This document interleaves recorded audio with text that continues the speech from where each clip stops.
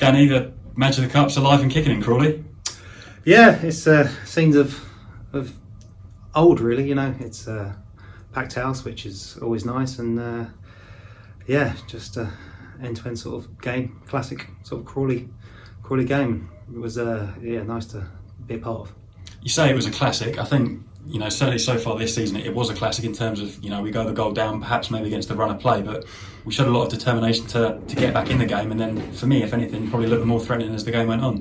Yeah, obviously with the man getting sent off, put it in our sort of favour, but they're a championship team, but what we have is resilience and determination to never say die sort of attitude, and we've had that in games in pretty much every sort of game this season, and I thought the boys worked extremely hard and thoroughly deserved to go through on penalties.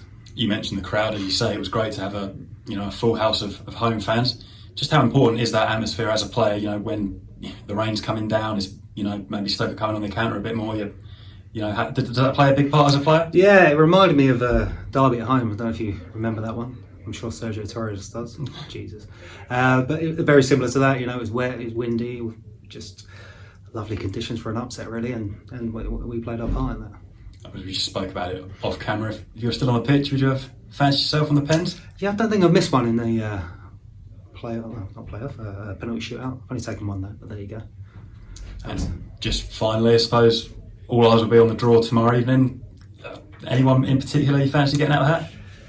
I'm a Chelsea fan, so I wouldn't mind playing at Stamford Bridge before, or playing against Chelsea before I retire, should we say, but in a couple of years. But don't want Old Trafford again, it's boring, been there, seen it, done it. So yeah, I think anywhere to get the punters excited about.